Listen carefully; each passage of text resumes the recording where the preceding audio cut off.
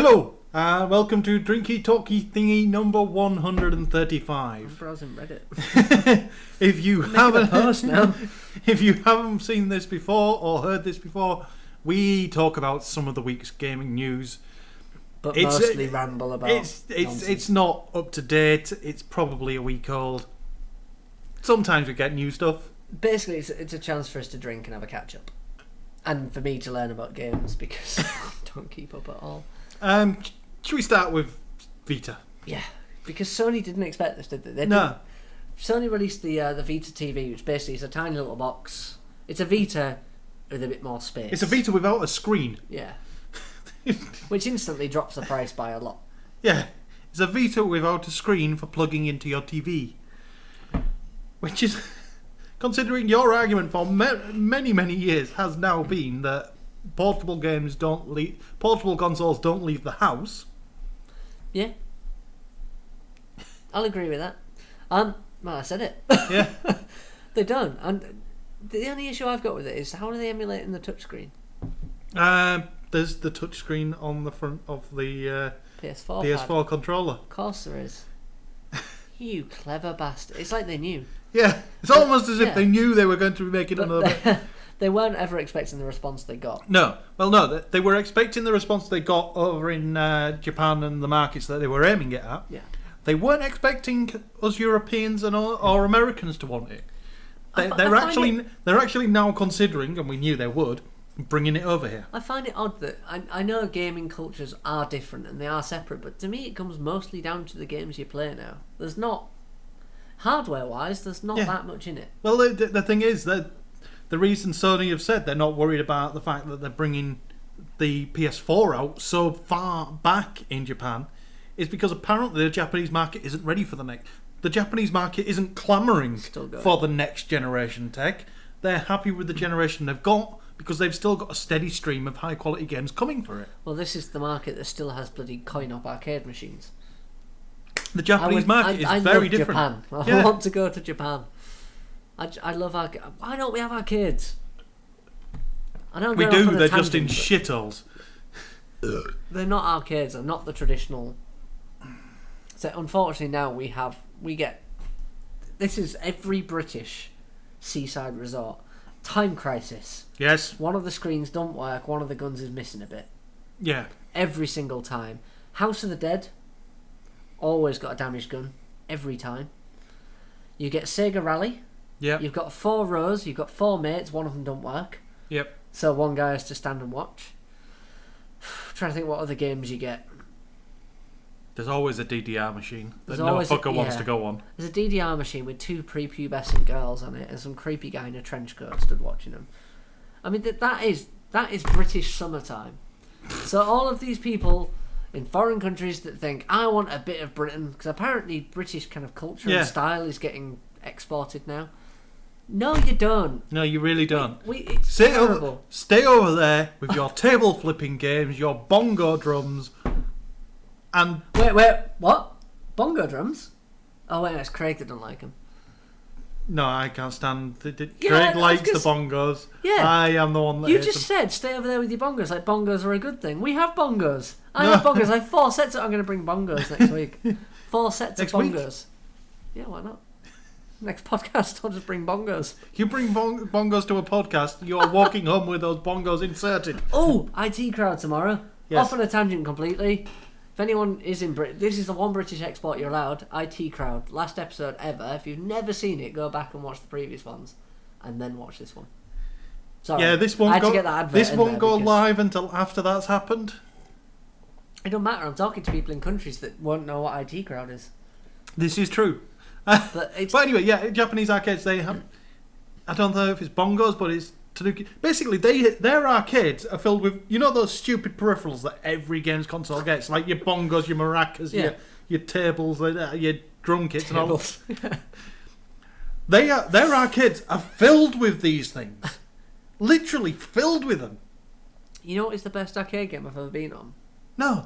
It was in some foreign Greek island. Mm-hmm. Obviously it's foreign because it's Greek. Kavos? No, not Kavos. But I just remember there was an arcade down at the bottom of the street, and we went there, and there was your standard kind of arcade fodder, a few racing games and so on. But they had this thing, and it looked like a gyroscope. Yeah. You know, the things that you sit inside. Well, not a gyroscope, the things you sit inside and kind of spin and so on. And it had a joystick on it. So I thought, alright, this looks simple enough. Got inside, got a strap in, bit weird. Put, like, whatever it was in. It was definitely Greek, because it was drachma. Yeah. And I moved the joystick. And oh my god, the entire thing just went whoop. I'm upside down, kind of thinking, how do I get back from here? And I won't mind, but the game itself was like 16-bit era. Yeah. You couldn't go upside down. So I was upside down flying a game where I'm actually just turning right a bit. It was the most disorienting thing I've ever played. And I pulled back, which literally moved me from here to there on the screen, and then levelled out. And I started doing loops.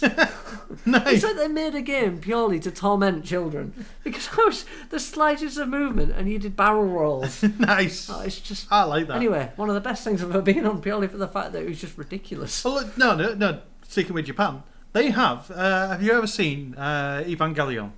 Yes. Well, I've heard of it. You've heard of it. So giant mechs, robots, people inside. They've got Evangelion games where you actually get inside pods and play as if you're one of the mechs. And then outside, because these are linked machines, outside, people get to watch a screen that shows what's happening in the game. Nice. See, this is my problem with arcades. The only issue I've ever had is arcade games traditionally have been made to get you money.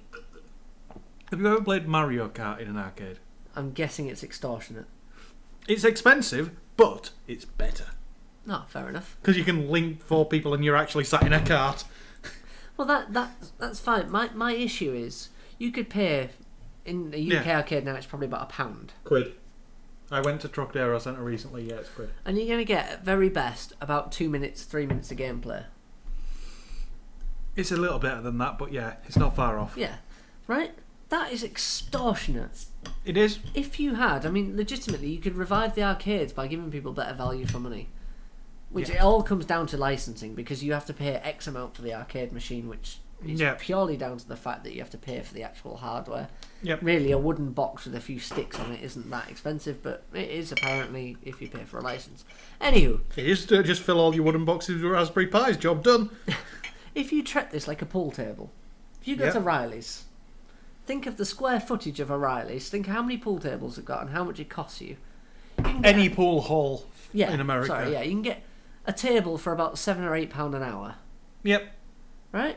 If I was paying £8 an hour and I could sit inside a mech and play against my mates, I would be there every freaking weekend, sitting inside a mech, playing against my mates. And no way can you tell me that those mech things cost more than a proper pool table.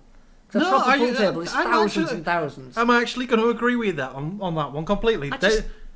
Maybe it is time for a shake-up of the arcade model. It's backwards. Could you imagine just basically you're paying £3 an hour to hire the Time Crisis machine? Exactly. Well, £3 an hour is probably a bit too little. I'm thinking there's two here. If you're each paying, you each put down £6, £7 for the hour. Okay, yeah. So they've made £14 and you don't feel cheated. But again, you wouldn't go on that for an hour, would you? I think some games are tailored towards it, but some games do have longevity and should be kind of. But yeah. Hell, Ridge Racer. Yeah. Imagine any racing game, but instead of 4 people, you've got 20 odd because you're all sat in the same room and you've all got a booth and you're all. I just think arcades need to grow with. I'm good at Ridge Arcades Racer. need to exist again for starters. Yeah. Then they need to grow. We've gone off on a tangent. Yeah, I don't know. We started with Vita, we ended with arcades. Anyway, it's doing better in the West in terms of perception. Yes, and Nick Clegg's a cunt. I don't really want to talk about this story. This is language. The C word is not allowed. There you go. That's better. No, I'm going with cunt. Yeah, he's our. It says deputy UK Prime Minister. He's supposed to be kind of co-Prime Minister, or is he? No, deputy? he is deputy. I don't know how it works. Basically, well, literally, he follows. The Conservatives have the majority, so right. Whatever his name gets to be Prime Minister. And which one is it? Cameron? Cameron's Prime Minister. And we are so smart. Well, they're all the same fucking person. Yeah. And Clegg is... I classify myself as a Lib Dem. I'm not... See, this is where we'd argue. Yeah. Because I don't think anyone should classify themselves as anything. No, if you've got to pick one of the three parties, that's the one that most fits with my ideals and beliefs and so on. Ah, see, I pick on based on what they say when it comes election time. But I pick on whatever they're saying outside of election time, because when it's election time, they will say whatever gets them the most votes. Well, yeah, I go on the kind of what they say rather than what they're supposed to. Like Labour, for example. I mean, we work for the common man, and the common man loves us. And they do. The common man loves them. They screw us up just as much as anyone else. Yeah. I mean, really, I don't agree with their ideas. I like to think they're fighting for me, but I just think they're doing it. Yeah, if I'm picking one of the three parties, Lib Dem is the one I associate with best. Right. So when the leader of the Lib Dems, who is Deputy Prime Minister of our country, comes out and says shit like games like GTA can have a corrosive effect on the behaviour of the people playing it, I just want to think... I want to say that is taken a bit out of context. It is stretching what his context was. Throughout this story, I listened to some of it. He yeah. did actually say his kids sit and play games, but he limits how much they play, which I think is absolutely fine. I was limited as a kid. I wasn't ever allowed to play more than X time. But what he's saying is if people... Unfortunately, he used examples, and I think this is where it all falls apart, but he said about the Washington shooter sat in a room and played games, he became detached from society, and so... Yeah, you can sit in a room, become detached from society, and that is no doubt going to have some psychological effect. But to the do fact that to do that, there's something wrong with you in the first place. You've got to have some kind of impetus or want to be detached. Exactly. The vast majority... The thing is, it's all... He hinges it all on the fact that gaming can make you socially detached and warp your view of reality as a result of that detachment. However, it doesn't take into account that the vast majority of gamers are social creatures. Yeah. Well, let's be honest. Let's go through every single game that's been big and successful. 13 million people playing World of Warcraft. 12 million people watching other people play League of Legends. Yeah. Any online game, well, you have to look at the fact that now EA do every game online. It's because it's social. Top 25 YouTube channels, 80% of them are gamers. Yeah. Gamers are social creatures. So the fact that one or two isolationists can be... I'm not going to argue with his point. If you get socially detached, you're going to go a bit nuts and do something strange. But to pin it on gaming... Yeah. It's not quite right. I hope that's not your hard drive making that noise. Oh, for fuck's sake. Not now. Tick, tick, tick. Give it a kick. I'm waiting for the boom. Naughty Dog wanted to change the industry. Right, the two stories were Last of Us. The first is that one of the developers and designers came out as a bit of a hipster this weekend and said that he was aiming to change the industry with Last of Us by creating a female character, non-sexualized female character that was strong and good. I want to say, thank God it's about damn time. Yes. And it's not because they've done this, because other games have had strong female characters. Alex Vance in Half-Life, and I'm sure they were others. But a lot of them got sexualized. Well, yeah, but Alex Vance wasn't sexualized by the game. It was sexualized by the fans, unfortunately. Yeah. I suppose keeping Ellie so young kind of stopped people doing that. There are still 14-year-old boys going, well, that's just what 14-year-old boys do. Rule 34. Yeah, exactly. But what they've done is, basically they've made a game which is well-balanced, has a mature storyline, doesn't stick to kind of gender stereotypes, and they've done it in such a way that nobody's got the back up and gone, nah, caving to the feminists. Because really, I mean, I always have this argument, but a feminist is anyone that wants equality, which I would like to say anyone remotely educated kind of does. women should be treated the same. To be fair, there was a very interesting video on YouTube. I will try and remember to put an annotation in here to it. PBS have recently started their own gaming series on YouTube. And this week's video was, do we need feminists like Anita Sarkeesian? Now, Anita Sarkeesian is an idiot because she's not... She's done this video series to prove that women are belittled in game, and she is twisting the facts to meet her end conclusion. Is she the one that does the one with old games as well? Yes. Because I've seen one recently. This is what annoys me, is the fact that I don't mind. The game industry is horrible. It's not nice towards women, and that is just a proven fact. Yeah, that's why it's slowly changing, but unfortunately some people still have... I saw a discussion the other day, I think it was going back and forth on Twitter. Somebody said, well, we should put female characters as the default. So when you start a game, you get a female character and you change to a man. And all I could think was, really, is that what you're going to do? That's just phoning it in completely. Yeah. Because if you've got an 80% player base that are men, making it female is just pissing off 80% because they're then going to have to take longer to choose the character. Anyway, getting back. Sorry. Sarkeesian is...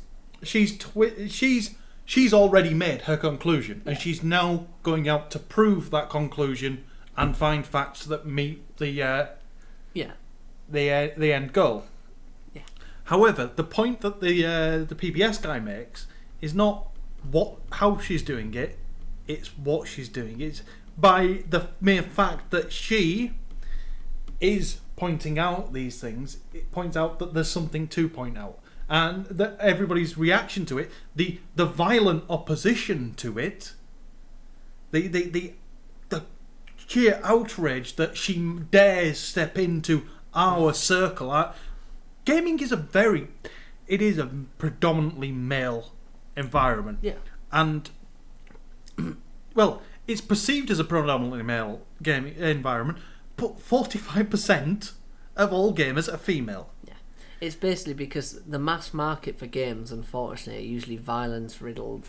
Yeah, but we base the fact that gaming is a male pastime on a skewed historic viewpoint. The fact that it was a male only, but it's grown up.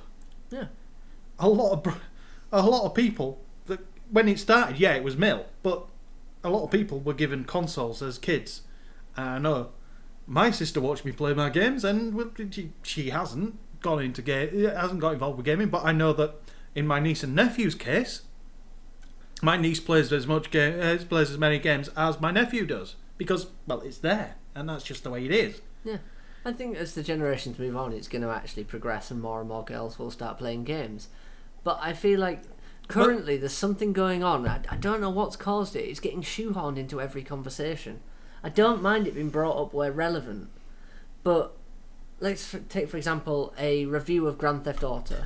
This is the other one that was brought up, GTA Grand Theft 5. Auto is always going to be the misogynistic, over-the-top, But this is the thing. Everyone is portrayed badly in it. Everyone is portrayed badly, but the outrage at the fact that the one female reviewer... that was funny, wasn't it? Still gave it a 9.5. Yeah. Gave it a 9.5. Happened to mention that she found some of it a bit... Not just found the game misogynistic. She found bits of it too misogynistic for her taste. 5 minutes in and I'm sick already because I'm a black man and I've heard the N-word at least 26 times in the first sentence. I am getting sick of it because I cringe every time I hear it. Because I just think, cause we don't hear it here. We're not used to that. We never hear anything like that. And I can see exactly where she's coming from. Yeah, so she found it a bit misogynistic. But then what proves the point of both Sarkeesian and that reviewer and anybody else that does try and shoehorn the misogynistic nature of gaming in there is literally just look at the comments that IGN received after that. After they completely disregarded 2 entire pages of a review and a 9.5 score. They just completely disregarded it for one sentence. Teenage boys.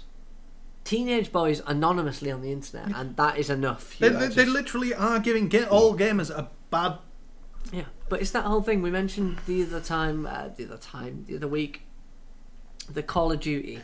Guy changed the sniper rifle, slightly longer reload time. He was getting depth threats, rape threats, and everything.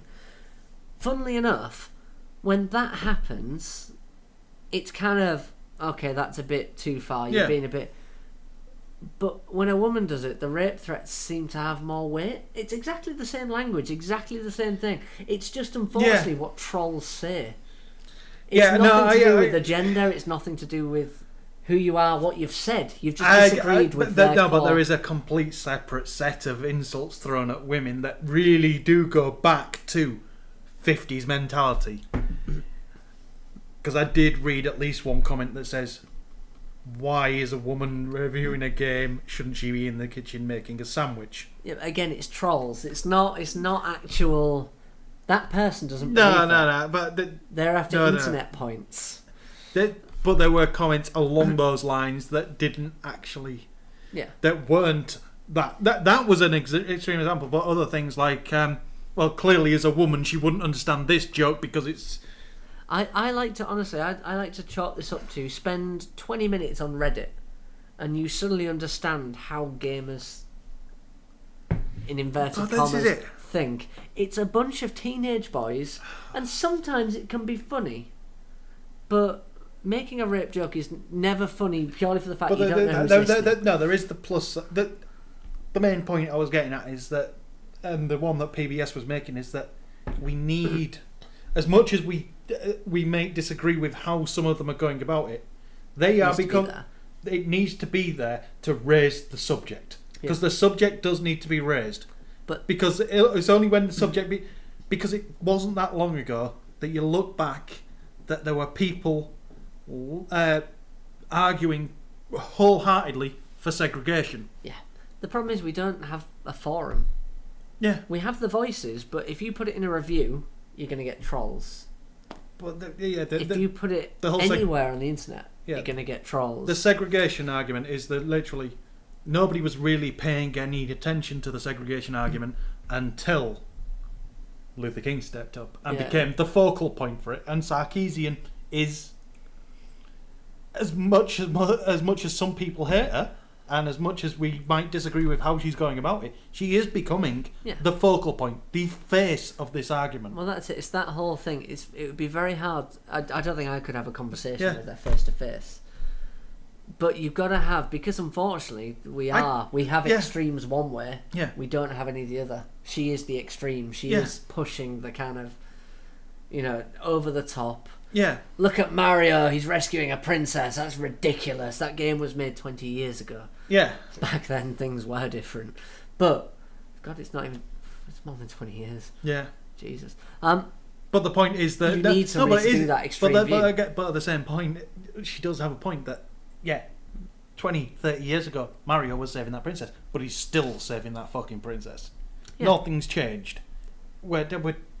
Apart from the fact that now Mario has kind of killed itself by the fact that when you're walking through a level, if the music hits the right notes, the Goombas fucking dance! What? Have you not played any of the more... No, what? they dance. Literally. This is the worst thing I've heard since seeing little skinny heady Goombas on big screen. That was the worst thing in the Mario universe. The Mario film. Tiny little heads and big bodies. See, what were they thinking? I kind of like that. But no, as you're playing New Super Mario Brothers Wii, New Super Mario Brothers, as you're going along, the background music, when the music makes that wow wow sound, all the characters on the screen, yours and the Koopas and the Goombas all go along with the music. It's the Koopas and Goombas dance. That's what killed Mario. So I wonder where, because in a game like that, Mario needs to have a focus. He needs to have a plot. He needs to have an end. Well, the more disturbing thing is, all of the characters apart from Mario actually have more personality now. They've built storylines in for everybody other than Mario. Well, My only reservation. Year of Luigi. How would you play out this game if there wasn't the princess has been kidnapped role? Because I'll be honest, Bowser is a dude. He's a guy. Yeah. Right? He's a very big guy. He could pick up Mario and walk off with him if he wanted to, right? But he's not interested in Mario. He's a straight whatever he is. Yeah. Right? So he's gone for Mario's girlfriend. Of course, Mario, heartbroken, wants to go and get her back. I don't see anything sexist about that. I see it as that's his love interest, so be it. If Bowser was gay and went for Mario, Yeah. I'm sure Princess would rise to the occasion and go and save him. But unfortunately, the gay population is smaller than the straight population, which means you're going to basically make a game which is probably going to alienate a lot of people because you've got a lot of homophobes in the world. Yes. You've got a lot of people that wouldn't relate to that story. Yeah. And then you've got the gay crowd that probably would. And then you've got, let's say, you've got the lesbian crowd. How the hell do they win in this? Has Daisy and Peach got Daisy something and going on? Peach, You've yeah. just got to go for mass market because unfortunately that's what it... Yeah, that pays the bills. That fits the majority of gamers. Right? How the fuck did we get onto this I conversation? don't know, but a woman can relate to the Mario princess story. Sorry, a straight woman can relate to that. A straight male can relate to that, and they are the mass market. As much as it's painful, granted you could have options. Maybe there should be something on PlayStation that has your sexuality and dictates the game based on it.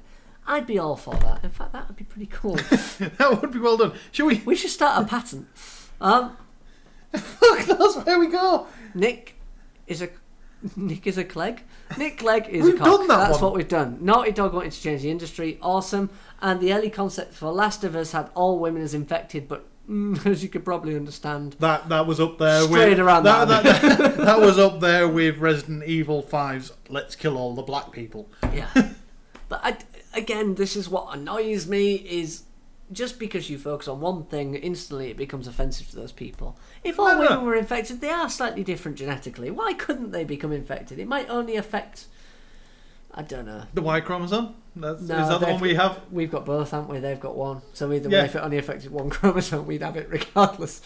But unfortunately, it's that whole thing, isn't it? It's like the whole... No, it could affect the X chromosome, but only come dominant in a double X situation. So there therefore, you go. But it's that whole thing where we can't say the N word because we were never oppressed. Yeah. It's kind of that way around, isn't it? You can't make women the enemy, and only the women and men have to go and save them because, unfortunately, they've been oppressed for a very long time. So, swings and roundabouts. Very good choice not to make that game. So, HDMI capture on the PS. It would also explain why my argument of there weren't enough females in that game in general. There weren't enough females on the evil side. You made the argument that women are not as evil as men, but they are. It's just simple fact. I'm still going down to the fact that men are more twisted. But if they had, depending on how far they'd got through that early concept phase where all women were infected, because there are female infected. There were, yeah. But non-females in the game. You think they just changed a few models and forgot?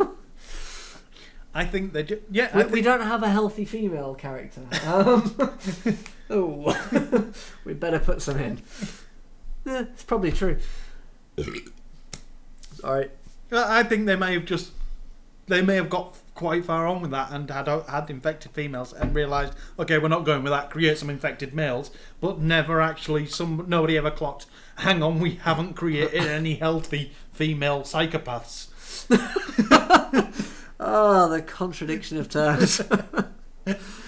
I honestly think if the psychopaths are going to exist, they're going to be testosterone fueled. Yeah. I think that's just my opinion. I don't know why. It's probably because we live in a world where blokes are the testosterone fueled twats of the world that go around gassing their own people. But we've just been through this with the entire feminist argument, and I think we should stick a song in there, despite the fact that we've only probably covered about 3 stories. No, wait, we can get another one in. HDMI capture on the PS4 won't be available at launch. There you go. Music! Yay!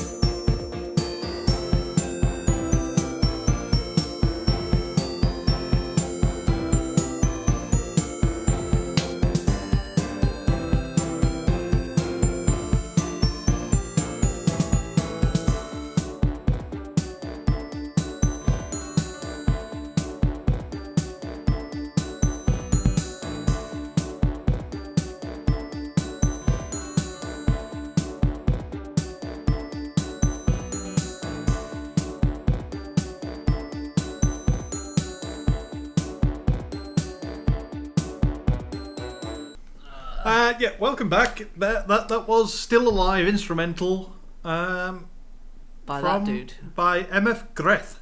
Yeah. That's not an easy one to say, is it? No, it's not. But we're going to use that as a jump start into the Valve announcements. Now, this week, Valve have been announcing shit. And we're going to say now we're recording this on Thursday. Which means that by the time you see this, they will have announced... There'll be another. They'll have announced the gamepad. Yes. We look smart now. Well, we're going to jump ahead. The first announcement was that they're bringing out a Steam OS, which is a Linux-based OS because Steam are twats. They're not twats. They don't want to conform to the Microsoft society of... No, basically, they're screaming about Windows 8 being a walled garden while throwing stones from inside the walls of Steam. I've just realised, you know what I think it's going to be? Steam OS will be available on the Nvidia Shield. Yes. I reckon that's there.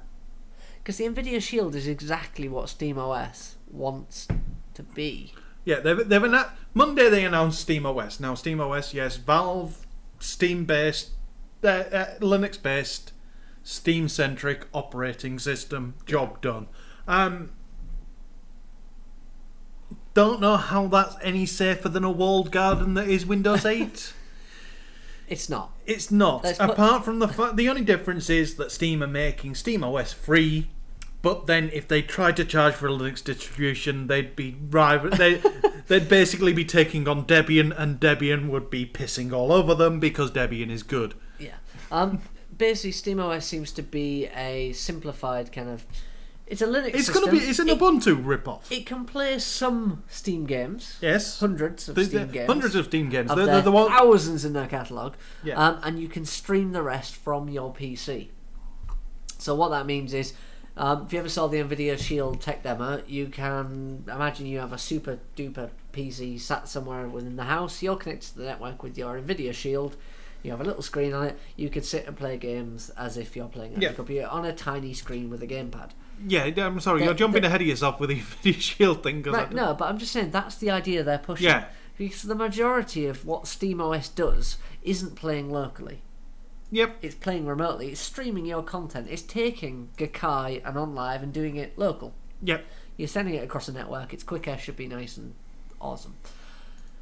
Now, the announcement they have left off, we're supposed to not know.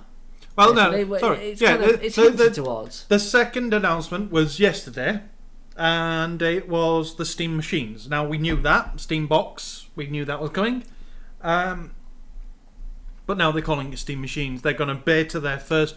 They're going to release their own as a beta to 300 people. They're going to let 300 people beta the Steam Box. No, they're going to let 300 members of the public beta the Steam Box. There will be thousands upon thousands of Steam friends and family who have Steam Boxes, because otherwise that's not a beta. Yeah, basically they're just letting a few people play on it for fun. Yeah, they're letting 300 people. Give them free press. Yeah. I imagine what they'll do eventually is just release the software and say install it in a box and let us know how it turns out. Well, no, the Steam OS is going to be that anyway. Well, there you go. That would be a more productive beta. Yeah. The Steam Box is actually a physical box designed to run Steam OS to its optimum, maybe. Perhaps. I'm going to say but then, cost. Yeah. Linux is designed to work on all hardware anyway, so that's kind of not really an issue. The third announcement. Now, here's where we got different opinions. I think there's another... The end wording of the Steam Machines notification says is a question about inputs, and they say we've got more to say on that. That immediately leads to the conclusion that tomorrow's announcement, or yesterday's announcement, depending on when I get this uploaded, is the gamepad. I think a gamepad is a pretty shit announcement. But considering the context of everything that's going on, because SteamOS is being designed around big picture mode, being a living room based operating system. The Steam box is around moving the PC from an office or a working environment to the living room. So therefore, in order to move it to the living room and make it a unified thing, they need a control pad that isn't the Microsoft Xbox controller, which is the best PC control pad at the minute. Well, that's all I'm thinking, yeah. Basically what they're doing is they're saying, here's a gamepad, it's not quite as good as that one, but it says Steam on it! That's what they're going to do. Yeah, I understand why they do it. However, perception's key. there is a secondary option, which would also work in Steam terms, and Valve's history backs this up, would be the announcement of Half-Life 3 as an exclusive to the Steam OS operating system. Which would be freaking suicide. Why? Because the amount of people that have Steam but not Steam OS. Half-Life's already Steam exclusive. There's no reason to force people onto Steam OS. Why not? They've proved it worked by making Half-Life 2 Steam exclusive. Right. Come on, stand. Because Steam exclusive, you're taking a narrow set. Well, not a narrow set, but you're taking this platform and then narrowing it down to anyone that has a home cinema system, somebody that has a PC in front of their TV, or somebody that has a streaming box. You're dealing Take with the full market. You're dealing with the PC gaming market here. How many of them are going to have? I can solve this in a single thing. Dual boot. Screw dual boot. How many of them are elitist bastards? Exactly. Point in case people will be playing it on PC, it would be suicide to release it on Steam. I'm sorry, no. But they've already proved they can push a point with Half-Life 2. You want PC gamers to play on a gamepad? I would spit in your face right now if you didn't kick the shit out of me. No, I'm not saying they're playing on a gamepad, but they're making Half-Life 3 Steam OS only. Imagine how many people that means are going. Gamepad. If it's Steam OS, it has to be. No, because they've said Steam OS is capable of PC and controller, but it's designed around that. So if they made Half-Life 3 Steam OS exclusive, it can't be. No, it can be. It can't be. It can be. I can solve this. I can solve this. Right. Past history. I can solve this. This is your Steam box, yes? Yes. Right. This Steam box doesn't have the physical capacity to play Half-Life 3 to its full potential. So it would stream from your PC. No.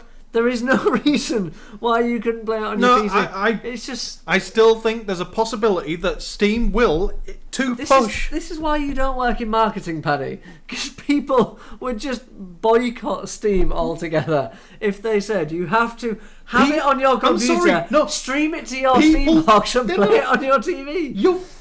You're not thinking back far enough. People said that about Half-Life 2. People said we will. No, they did, because Steam was mandatory for Half-Life 2. But Steam and Steam OS are two very different things. Steam OS can't play games to the same level as a full Steam account. If they've designed the game around Steam OS, they've designed it around the limitations that being a Linux-based gaming system has, and they've made it well. Then what's to say they won't force that requirement on you? That takes this massive Steam player base down to the Linux players. No, or it increases the Linux players plus the Steam players that transfer to the Linux-based operating system that you've just created. I'd like to amend your prediction here. I'll keep my hands here. There you go. There's the ones that went to Steam OS. They're just not going to bother. Nobody's going to buy a new piece of hardware to play a game that their current piece of hardware could play better. But not when you're not remembering the fact that they're giving us the OS. I'm not saying it's a Steam box. Install this new OS so you can play a game. Fuck off. Nobody's going to do it. I'm adamant on this one. Nobody is that. Hell, if I pull this from the stuff I know. From a UX point of view, if you tell someone you have to download this to play this game, this is the one time Steam users would actually successfully pull off a boycott. No, it's no Left 4 Dead 2. I'm not saying it's the best move from them. I'm just saying it's not a move they're opposed to doing, because they did it with Half-Life 2 to force us onto Steam in the first place. Steam's software, not OS. It's a bit different. That's a bigger commitment. It's a bigger commitment. That's like Android, iPhone. But it's a concept point here at this point because we don't know what they're going to announce tomorrow. It's very probably going to be the controller. But if they went the Half-Life 3 route, then there is nothing to say that they couldn't do it. They could, because it's They there. could do it, but it would be suicide. I mean, that would be pretty much, we don't want to sell our game. But it's only taken us 26 years to make it. It would also be the ultimate sign that Steam have gone, you know what, fuck you, we don't care anymore. I'll admit, that is the talk of a maniacal leader, and I understand where you're coming from now, actually, now you mention it. I can imagine Gabe sat there in his volcano lab, pinky to his mouth, kind of thinking, we'll make them take SteamOS. Yeah, we will make them take SteamOS by making Half-Life 3 exclusive. Looking at the way he's gone through previous kind of press conferences and so on, he just seems to be leaning that way. So I can understand where you're coming from. Yeah, I'm just making this shit up. I'm not just pulling it out my ass. I would like to think there's at least one person involved that says, Gabe, about that idea, no. No, but there isn't. There's nobody stopping him. Well, they say, what is it the Steam Handbook says? There are no bosses, but if anyone is not your boss the most, it's Gabe. Yeah. Which I think is the best way of putting it. Basically, it's a flat structure, except for Gabe. He's God. Listen to everything he says and don't dispute. So, yeah, it's highly possible. It's okay. It's not highly possible. It's possible. It's possible that they'll make Half-Life 3 Steam exclusive. Yeah. SteamOS exclusive. That would be the downfall of Steam. That would be when Steam goes from "we love you, Steam" to "fucking here." Yeah. I mean, that's the transition right there. Download this or else. It's like no. So, but anyway, we'll have to wait, and you'll hear next week whether I was right or whether Gal was right or whether we just didn't give a shit. Yeah, it's definitely not that, and it's probably not mine. It's the gamepad. Let's be honest. Yeah, it's the gamepad. We basically, what we've done here is what you do in business. You say, we could do this. This is £1 million. We could do this. This is £10. Oh, we could do this for 10 grand, but it's awesome. You kind of pitch it just right. So it's going to be a gamepad. Yeah. Possibly, maybe the Nvidia Shield. I don't think most likely the gamepad. Definitely not the SteamOS mandatory. if we have a scale, the Nvidia gamepad thingy Shield is the stupid one. The gamepad is the you should definitely do this, and the SteamOS is oh my god, is he eating his own feces? Okay, so I have to take in a second to recapture our sanity, which kind of left in that direction and was nowhere near us for the last part. Let's move on to PlayStation 4. They've announced, Capcom announced that they've got a game coming for the PlayStation 4 that will be exclusive to PlayStation 4 and free to play. Yep. So that's good for everyone. New York 2094. I've surprised you with that one, haven't I? I just looked at the link. I didn't. So basically, it's a fancy role-playing game, which I've not had a chance to look at the video yet. Yeah. But I'm going to nod and smile. There's night-looking people, so it looks kind of like going backwards. But it's a Capcom RPG free. Yeah. What more do you want? You can't argue with any of that because they do a good RPG. Yeah, but the other thing is that the news that Sony are planning to use Gakkai for more than just the backwards compatibility. Like we've looked at, we've hinted at this. With On Live kind of started going this way. On Live you could stream a PC. Yeah. To which people thought, actually, yeah, that's useful. I could use my tablet like a PC by streaming and using the power. Great. What Sony have done is thought, well, do we really need this PlayStation 4? Yeah. Could we not just get rid of that and have a server do the processing and send it out to a tablet, a phone, PlayStation, Vita, PC? Yeah. They're basically the way they're talking at the minute. They had an interview at the Tokyo Game Show, and basically everything that was coming out, they were saying they were planning on making Gakkai stream to PC, tablet, smartphone, all this shit. And all they were saying was, looking at PlayStation not as a thing anymore. We think we've got there with the hardware. Well, we're now looking at PlayStation as a service. The key difference here between Gakkai and On Live is Gaikai did one thing that OnLive couldn't. They pitched themselves to a business and gave themselves to somebody who could fucking do the... They got bought. We said from the start with OnLive, they are there purely for the money. They want somebody to go in and go, fuck yeah, we love it, buy it. You said that. This is the difference. This is why Gaikai is still going. Purchased by Microsoft, purchased by Sony, and OnLive are pretty much bankrupt and going to be disappearing in the next 6 months. OnLive were pitching themselves to be the cloud streaming service. They weren't looking to be bought. They were looking to be it. And Gaikai came along and went, look, we've got this concept, and we're going to push this concept to prove that it can work, but we really want to be bought. And they made readily apparent from day one, we expect ourselves to be bought out before we actually get to a proper service level. They also did one thing as well, which they proved it first. They went flash, didn't they? You could actually go online, you could stream a game.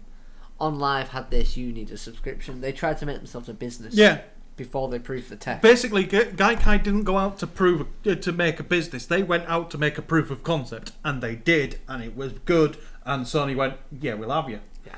And let's be honest, of all the people you want on your team, Sony are pretty good now. They're sitting pretty. Yeah, they're sitting pretty right, but it really wouldn't have mattered. No. This is the point. Gaikai weren't out there to get Sony. They were out there to get bought. Well, you know what the strange thing is? Nvidia actually offer this streaming kind of technology service thing as a white box kind of product. Yeah. Somebody could just go in, use their technology, their servers, their hardware, and create their own service. Yep. But I imagine it's ludicrously expensive, and Gaikai have already beat you to it, and they now have Sony behind them, so you'd be a fool to do so. Think about it. We could be having a very different conversation if it had been Microsoft that bought out Gaikai. Yeah. Well, I honestly thought Microsoft were going to buy OnLive when Sony made the move on Gaikai, but I think Gaikai is the one thing about the PS4 that is most revolutionary. Yeah, it doesn't necessarily do much to start with. It probably is not going to do all that much for us because I imagine you have to have a server locally, which... No, but aside from the back catalogue, you're not thinking current... You don't have to think immediate benefit. Yeah, it's because future benefit. The immediate benefit is not there. But the future benefit, when the hardware starts falling behind so much... Yeah. How much of the processing... Everybody's going on about... 5 years' time, the Sony console could be outdated and about as powerful as a little set-top box. Yeah. At which point you can just stream it. Yeah, at which point there may not be a new generation of PlayStation. There may just be a hardware plug-in for your existing generation plug-in. Yeah. I worry because I like having the whole local thing. I understand streaming and... I'm all on board for I use Spotify, but for my games, I want a physical, tangible. I know eventually it's going to grow, but because I want to be able to play a game in 20 years' time. I want to say to my kids, these are the games I grew up on. Yeah, but if you've still got the machines that are capable... Because I don't think Sony will ever stop producing machines. I honestly, I don't see a benefit of them producing machines beyond this generation.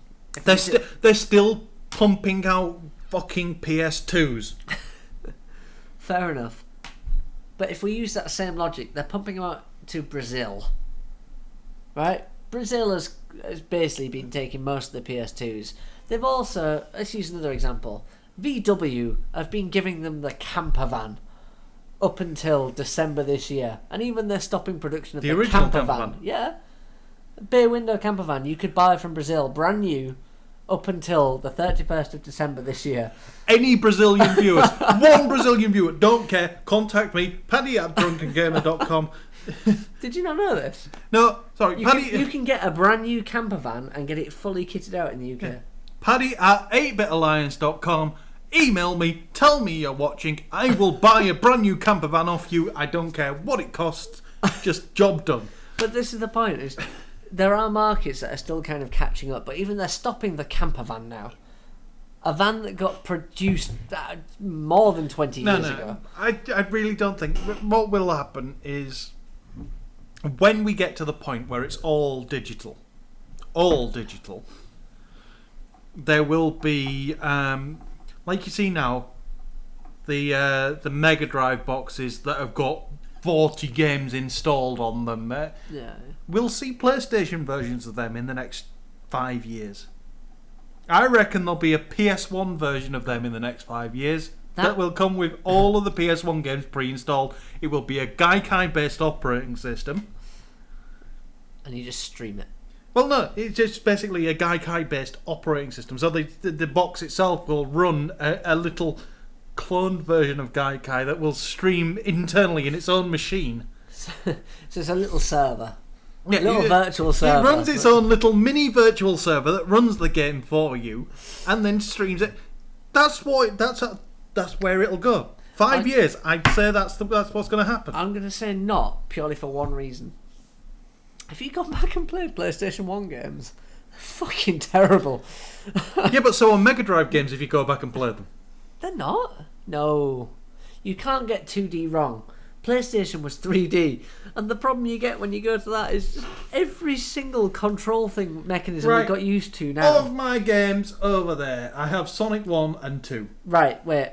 If we go through your games, Tasmania, awesome. Aladdin, freaking awesome. Fantasia, unbelievable. Aladdin, Sonic 2, unbelievable. Sorry, Aladdin only awesome for 3 of the levels. And unless you know the cheat codes to jump to those 3 levels, the entire game is wank. I still love Aladdin. I'm sorry, I do. Aladdin for the Mega Drive was brilliant. Mega Drive was the sweet spot for me. NES had some awesome games, but a lot of primitive games. Yep. Mega Drive had the kind of evolution. All the games were pretty good, even the bad ones. They were better than the bad games on NES. PlayStation, it was a new kind of frontier. They had to make 3D games. It's kind of like, think of it, the jump from Sonic to Sonic 3D. We're thinking this in our generation. Think 5 years, 6 years younger than us. Even 10 years younger than us. They're going to think of the PlayStation in the same realm that we herald the Mega Drive. I don't think they think of the... Yeah. Oh, fuck. But that's the problem. PlayStation was experimental at the time. Mega Drive was the peak of the 2D era. Sony... PlayStation was the first of the 3D era, and there's so many things got wrong. I still think there'll be a PlayStation box and a PlayStation emulator box within the next 5 years. I can sum this up in a sentence. When the PlayStation was released, we didn't have analog thumbsticks. That right there is enough to screw up any child. Yeah, but I want to run that way, but I can't. but we had the ability to hack the boot system. And do a boot disc with a spring. That whole thing of, I'll just pop that thing there. Oh, it's still going. Watch this. Oh, look at that. Carry on playing my game. The lid's up. Loving it. The good old days when you could play multiplayer by swapping discs. So, I have no idea where we were. Microsoft Surface. Microsoft Surface 2. Woo! There was 2. Somebody has to be enthusiastic. There were 2 tablets announced this week: the Microsoft Surface 2 and the Tesco Huddle. Yeah, one of them is a cheap, nasty tablet, and the other is the Tesco Huddle. Oh, that was mean. No, right. I have nothing against the Surface. The Surface RT is freaking awful. I mean, it's a terrible idea. The Surface Pro is a good idea. It's a good idea, but it's a flawed idea because of what they're pitching it as. Yeah. If they went, this is the Surface Pro, it's a touchscreen laptop, then I'd be behind the Surface Pro. Yeah. But what they've done is, this is a Surface Pro, it's a tablet with a keyboard that doesn't have any structural support whatsoever or any use beyond being a keyboard. I like to think it's Microsoft trying to adjust to the real world, because Microsoft have always been business. They strike me as the child that runs into the room. Oh, sorry, I said child. The teenager getting his first job who runs into a suit going, business! That is Microsoft right now. Yeah. Apple have kind of eased their way in, haven't they? They've kind of, look, it's reliable, it's solid. If you drop it, it might not break. And generally, it looks freaking sweet. Yeah. Microsoft have gone in and gone, business, business, business! Woo, business! Yeah, the keyboard, click, business! And you just think, and then really? And then Lenovo have walked in and gone, yoga. Yeah. Well, even then, I liken... We have Microsoft. If we had them on a scale, this is the scale. This is Microsoft here. This is them going, business! What's business? Because they don't really understand. Apple at the other end are kind of going, we make you look like you make money. Yeah. Right? Doesn't matter. You could be a web designer that's done nothing. Yeah. You could be top CEO in the company, and it doesn't matter. It looks like you earn a lot of money for your company because you have a shiny metal. And in the middle, Lenovo and IBM walking and go, look, fucking ignore them two knobheads at the end. We do shit. Lenovo, I like to think, have gone, look, it's a laptop. But watch. Whoop! It bends all the way back, and ooh. Okay, how would we use that? Ooh. And they're just bending the screen back and forth and making silly noises until somebody buys it. Because look, it's a tent. No, it's not a tent. You just folded it back on itself and stood it up like a tent. Okay, nobody's going to use a laptop. Ignore their advertising. The yoga, you've got to agree with the concept, because there are situations where having a tablet is better. There are situations where having a laptop is better. Being able to turn your laptop into a tablet by simply having a touchscreen and flattening it works. But when you fold, because I don't know about the yoga, when you fold it all the way back, right? You've got touchscreen one side, keyboard the other. See, yeah, that's the one thing that I don't like about...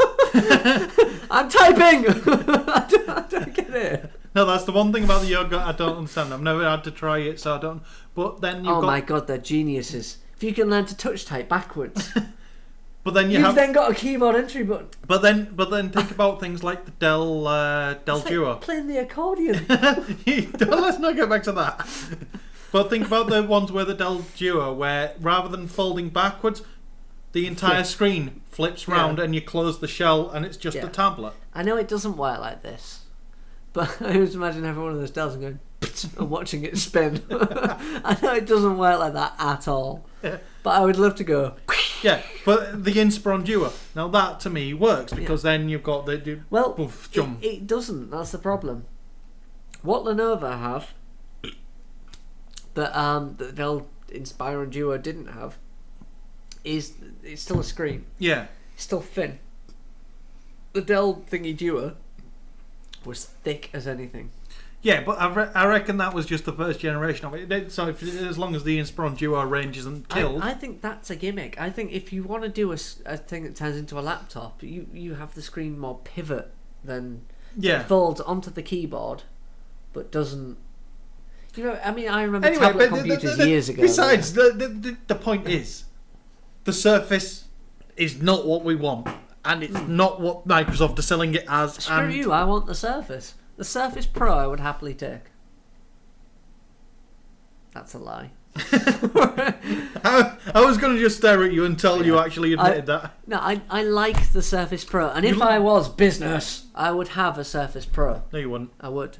No, you wouldn't. I would, because you'd leave your keyboard on your desk. You just go, just get out to work, click, and away you go, businessing away. But you'd just get a hard shell Bluetooth keyboard attachment for your iPad, wouldn't you? No, right, never. Right, I've seen them; they work. We've got a guy that turns up to every meeting with one, and all I think he's a cock. Yeah, every time, all I think is, see, what you've done there is you turned your iPad into a laptop. What you could have instead of that right there is a laptop that does everything you want and a bit more. And that's what you'd be doing with a Surface. No, because it is a laptop. It's not. It is. It's a full laptop operating system with a keyboard. You just have to dock it to get your keyboard. On a much lower powered machine for the money you're paying for it. It's still got an i5 in it. And you're paying... And it's Haswell powered, the new one, I think. So it's pretty damn good. No. It is. It's not. Right. Battery life. If you the battery life's been improved. If you see the god awful, if you see the god awful machines that our business has to deal with, you're not gonna. Oh, it is appalling. You're not gonna sell me that the Surface is in any way or shape viable for anybody who has half a brain cell. It is a viable machine. I don't understand your apprehension against the Surface. Because if you have a tablet computer, and it is a tablet computer, it's a bit thick, granted, but it's a tablet computer, right? You can tap away, you can sit there on the train, look how business I am, as you scroll through your apps and play Angry Birds, which is what you do on a train, you don't ever do business. And then when you get there... I play Minecraft. yeah. Slap it down on this little keyboard, and away you go. I genuinely don't understand your apprehension. It's as portable as a laptop, but you can use it as a tablet separately. And that is...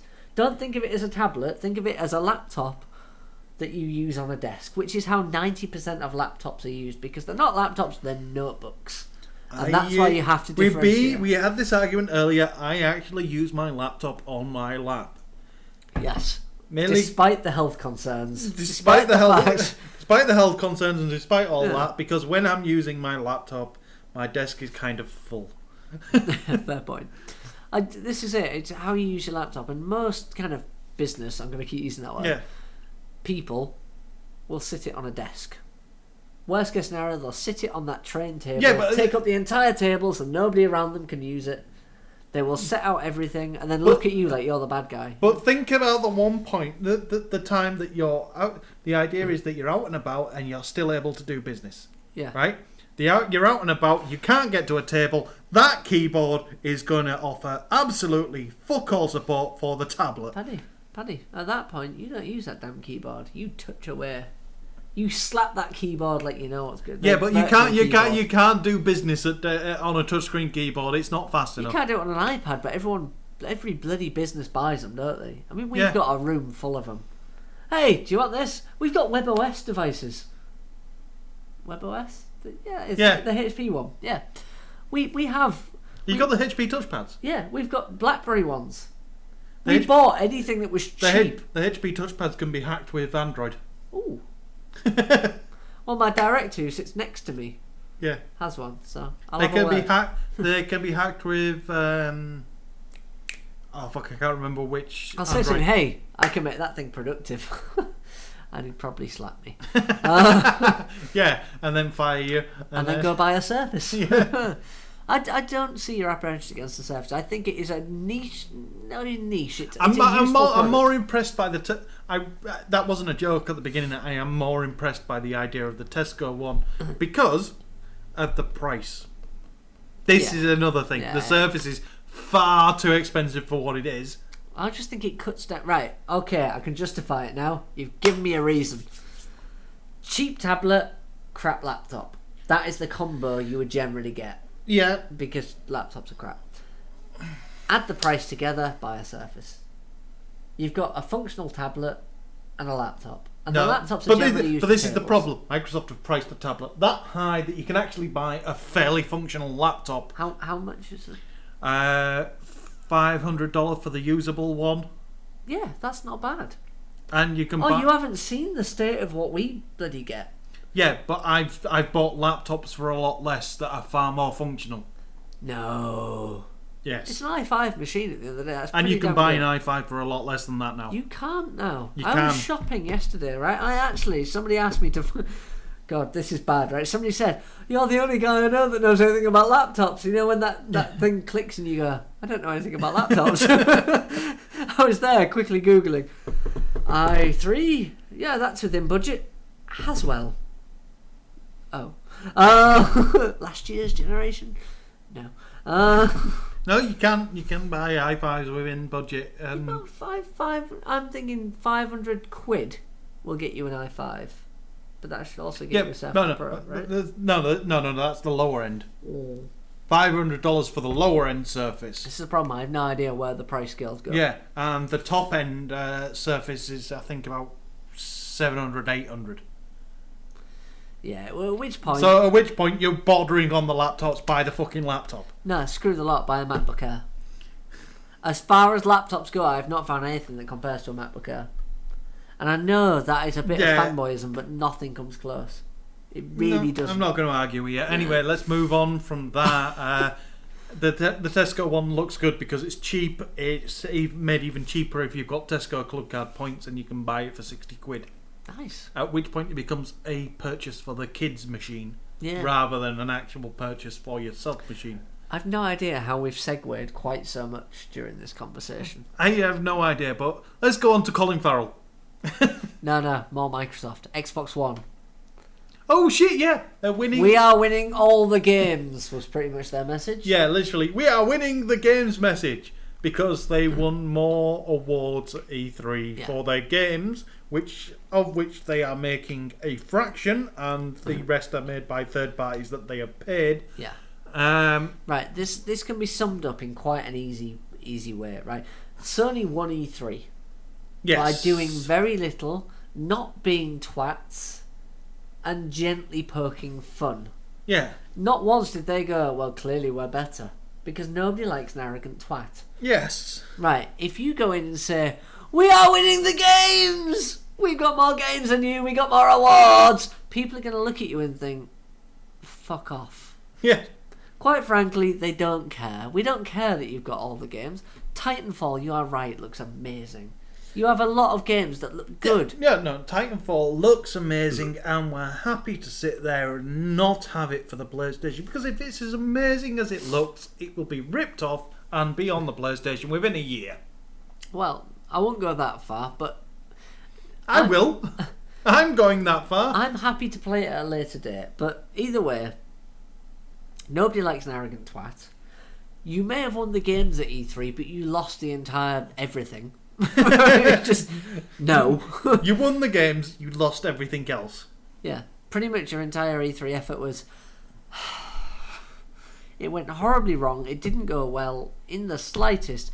You may have done well in the games, but it was overshadowed by the fact you were cocks. Yeah, your hardware let you down, and the software restrictions on that hardware really let you down.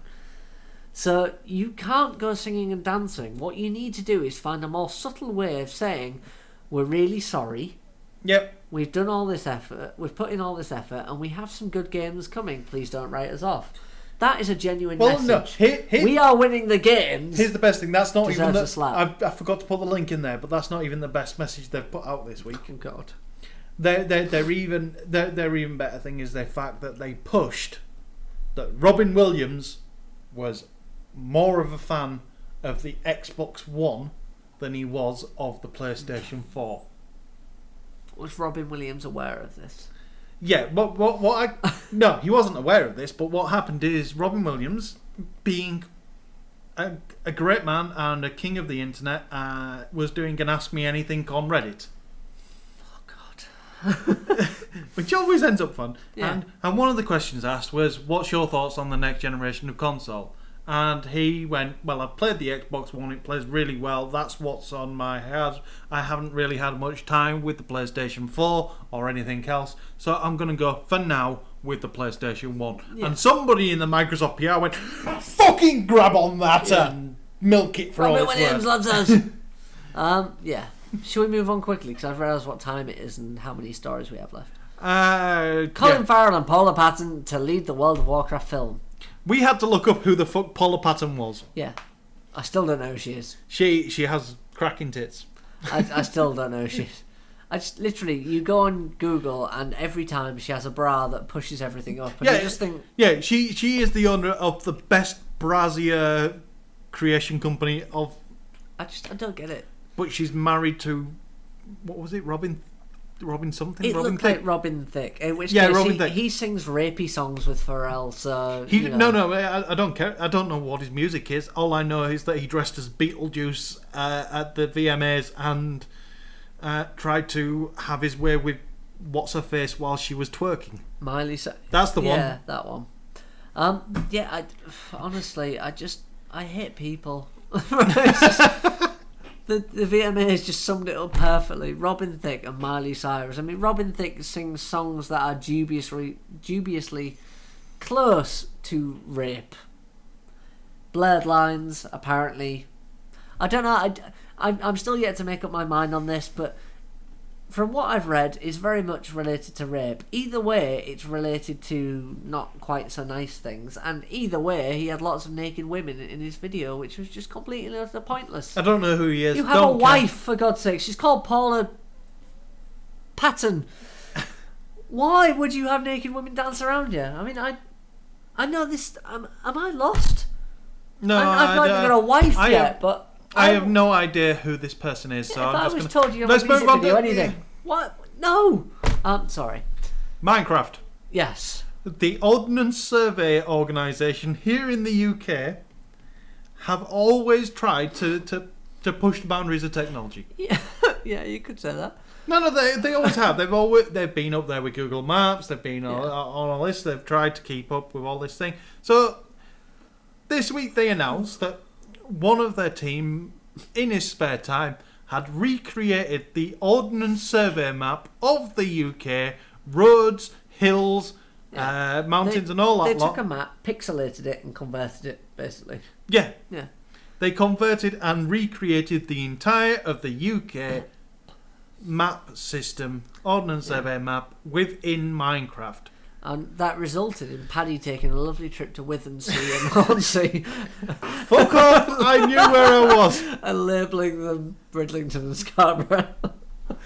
I kind of got lost. I took the wrong turning. In your defence, right? That's my neck of the woods, so of course I'm going to know that bit. But still. Basically, I don't remember this big lake outside of Bridlington, but hey. When you can see where I went wrong. I went down the wrong turning. You went right when you should have gone left. Yeah. And you ended up going towards Withensea instead of Bridlington. So it's understandable. But the fact is that until that point that I took the wrong turning in the road, the roads were there. Yeah, it's all correct, and it's impressive. Isn't Particularly it's all there. the bit where I was hovering over Hull and actually pointing out that's that road and that's that road. This is where I live, or here, or there. No, it's there. Definitely here. No, I was right the first time. It's here. Oh, sorry, you shouldn't have shown me that video before we started. But my drive to work. I got my drive to work. You got your drive to work, right? That was right. There was not a single peacock though. I was a bit disappointed by that. If somebody could make a life-size model of the UK, because the Ordnance Survey have it to scale, I'm sure they could technically do it. Yeah, and that would be amazing, especially if they get people of the UK to contribute to create the various elements. But that's dreams. That's never going to happen. Activision Blizzard have put up an emergency appeal to the halt on their buyout, saying, "Yeah, we've got to have this fucking thing finished by the 15th." Yeah, you haven't got long. Get it sorted, or else the deal's off. Is pretty much the... Basically, Vivendi have gone, "Yeah, we're not extending your time limit anyway. It's got to be closed by the 15th." Yeah. So Blizzard have had to put in an appeal to the injunction, which will be heard on the 10th. So on the 10th... They've not got long, have they? Yeah, so basically on the 10th, they will hear if they have won the appeal. So basically the guy just has to string it along for like 6 days. Yeah. And then they're fine. Oh, he's fine. Blizzard are screwed. Yeah.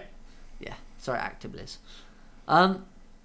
GTA? I don't know what that one is. GTA Online is the online component, shockingly. Yeah, funny. We'll have microtransactions. Woo! Wait, what? Is that a double dip? Yep, it very much is. Well, It's a massive game, isn't it? I mean, Is it a double dip? It's definitely them going in for extra money. I don't know if it's a double dip because they're not charging you a subscription fee to play the online. Fair enough. You do get the online for just having the game, despite the fact that people who really don't have any sense have already been trading in the game because they've finished it. Yeah, that's a bit daft. Despite the fact that the online hasn't come out yet. Yeah. And Indie Game Stand has launched this week as a rival to Steam. Yeah. Well, not a rival, an alternative to Steam that focuses purely... Yeah, by alternative, we mean they've taken their entire skin, look, design and layout and gone... and put indie games in it. Yeah, basically, yeah. We're looking like Steam. Here are the indie rivals. And it looks good. So, very quickly... Our extra time stuff. Somebody has recreated the Star Wars trench run in Oculus Rift, which is what the Oculus Rift needed. Sorry, that's it. Job done. Game over. Oculus Rift done. Yeah, let's call it a day and move on. So, an editorial on Rock Paper Shotgun, because I do like their editorials. Finally, some fucker agreeing with me. Please, for dear God, can we have some unrealism in our shooters? I can't argue. It's a flavour of the month, isn't it? Flavour of the years. I don't care. I don't care what it's the flavour of.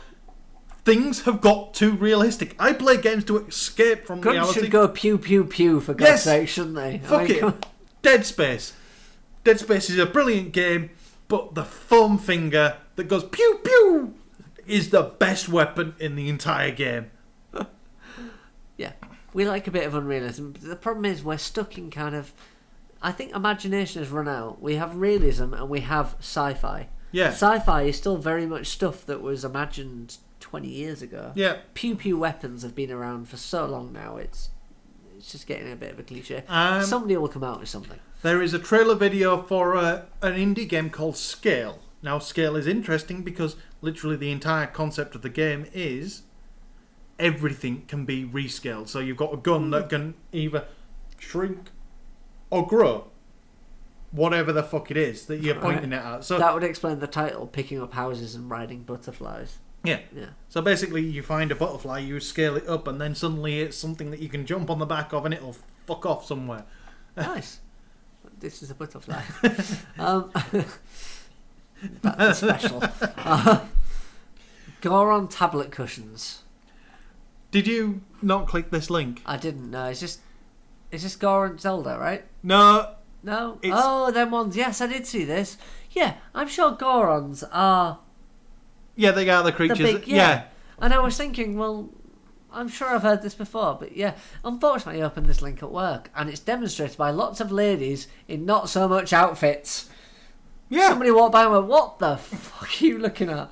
I said, it's a lazy tablet I linked it. Yeah. So it's basically a tablet. It's a cushion with an arm that pops out that can hold your tablet. But yeah, it's Japanese. So as such, because the Japanese are more interested in thighs than breasts, all the women are wearing very little and have branding on their thighs. To be fair, yeah, it's not that they're wearing very little. They're wearing quite a lot. It's just their thighs are out on show. Yeah.